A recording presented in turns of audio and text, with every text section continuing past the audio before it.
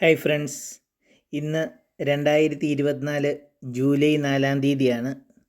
July 4-ാം തീയതി അമേരിക്കയുടെ independence day ആണ്.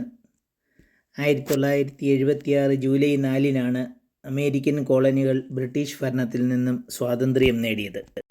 എന്തായാലും ഒരു ദിവസം അവധിയുള്ളതുകൊണ്ട് സ്വാഭാവികമായിട്ടും മീൻ പിടിച്ചേക്കാം, അല്ലെങ്കിൽ കടലിൽ കുളിക്കാൻ പോകാം എന്നൊരു ചിന്തയാണ് ഉണ്ടായിരുന്നത്.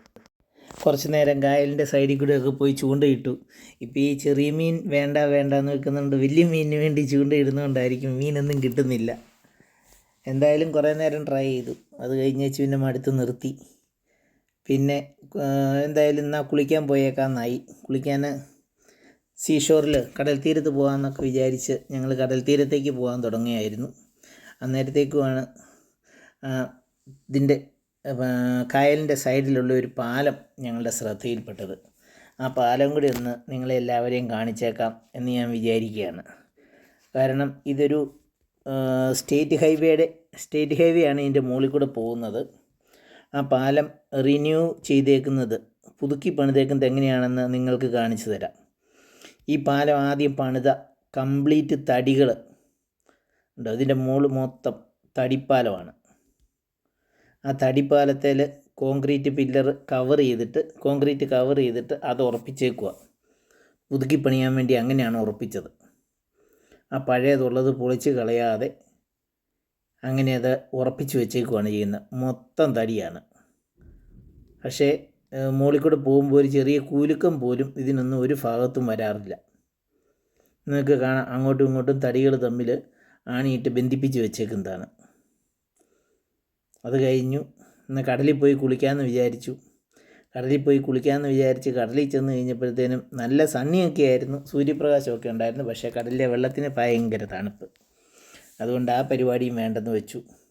കുറച്ച് നേരം ഒരു 10 മിനിറ്റൊക്കെ നോക്കി കഴിഞ്ഞപ്പോഴും എന്തായാലും ഭയങ്കര അങ്ങോട്ട് ഇറങ്ങാൻ പറ്റുന്നില്ല. ഇറങ്ങിയാൽ പിന്നെ കരയ്ക്ക് കയറി അരമണിക്കൂർ നിൽക്കണം, ഒന്ന് ചൂടാകണമെങ്കിൽ.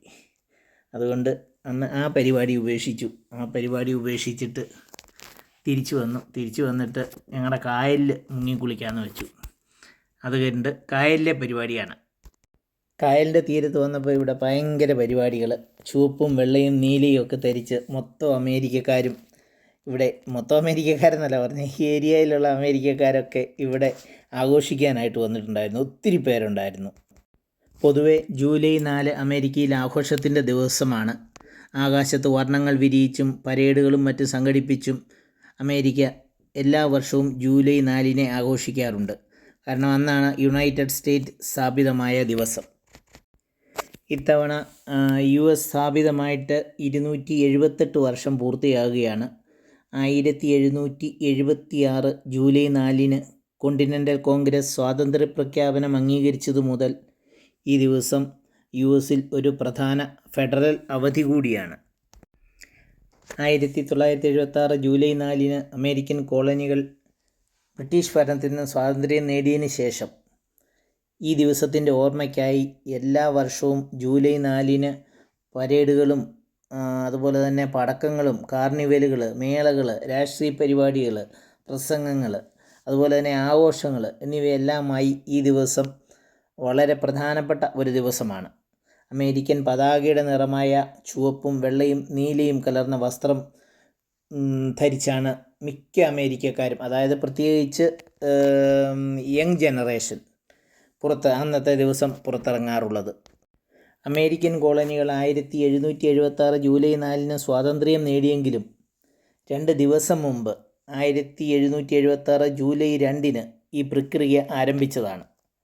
അന്ന് 13 അമേരിക്കൻ കോളനികളിൽ 12 എണ്ണം ബ്രിട്ടീഷ് ഭരണത്തിൽ നിന്നും വേർപെടുത്താൻ ഔദ്യോഗികമായി തീരുമാനിച്ചു.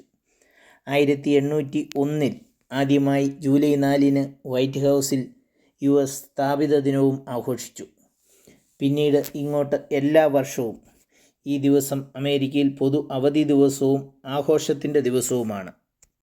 ബ്രിട്ടീഷ് ഭരണത്തിൽ നിന്ന് സ്വാതന്ത്ര്യം നേടിയത് ഫിലാഡൽഫിയ നഗരത്തിൽ പിറ്റേ വർഷം പടക്കങ്ങൾ പൊട്ടിച്ചാണ് ആദ്യം ആഘോഷം തുടങ്ങുന്നത്. അതിനുശേഷം എല്ലാ വർഷവും കണ്ണഞ്ചിപ്പിക്കുന്ന വെടിക്കെട്ട് നടത്തി ജൂലൈ 4 ആഘോഷിക്കുന്നത് ഒരു ആചാരമായി മാറി ഇവിടെ. എന്തായാലും നിങ്ങൾക്ക് കാണാവുന്നതാണ് ഒരു കൂട്ടം ആൾക്കാർ. ഇതൊരു സൈഡിലത്തെ മാത്രം വ്യൂ ആണ്, ഇത് ഒരു ഏരിയ മാത്രം വ്യൂ ആണ്. ഇതുപോലെ തന്നെ ഇഷ്ടംപോലെ ചെറിയ ചെറിയ ബീച്ചുകളും വലിയ ബീച്ചുകളൊക്കെ ഫുള്ളാണ്. അവിടെ ഒന്നും നമുക്ക് പോയി നിൽക്കാൻ പോലുമുള്ള ഇട പോലുമില്ല, അതുപോലെ ഫുള്ളാണ്. പക്ഷേ അവിടെ ഒരു ചെറിയൊരു പ്രശ്നമുള്ളത്, ബീച്ചിൽ കുളിക്കാൻ പറ്റത്തില്ല, സൺ ബാത്തിന് മാത്രമേ പറ്റത്തുള്ളൂ. കാരണം എന്താണെന്ന് ചോദിച്ചു കഴിഞ്ഞാൽ ഭയങ്കര തണുപ്പാണ്. അതുകൊണ്ടാണ് ഇങ്ങനെയുള്ള ചെറിയ ചെറിയ തീരങ്ങളിലേക്ക്, അതായത് ഉൾക്കടൽ കയറി കിടക്കുന്ന കായൽ ഏരിയകളിൽ അത്ര തന്നെ തണുപ്പില്ല. വെള്ളത്തിൽ കുളിക്കുകയും ചെയ്യാം, ബാക്കിയുള്ള വാട്ടർ ഗെയിംസൊക്കെ കളിക്കുകയും ചെയ്യാം, ചൂണ്ടയിടുകയും ചെയ്യാം. അതുകൊണ്ട് എല്ലാവരും വളരെ സന്തോഷത്തോടു കൂടിയാണ് ജൂലൈ 4 വേണ്ടി കാത്തിരിക്കുന്നതും ജൂലൈ 4 ആഘോഷിക്കുന്നതും. എന്തായാലും അമേരിക്കയുടെ സ്വാതന്ത്ര്യദിനം ഇവിടെ വന്ന് ആഘോഷിക്കാൻ പറ്റിയതിൽ ഞാനും വളരെ സന്തോഷവാനാണ്. നിങ്ങളും എല്ലാവരെയും ഹാർദവമായി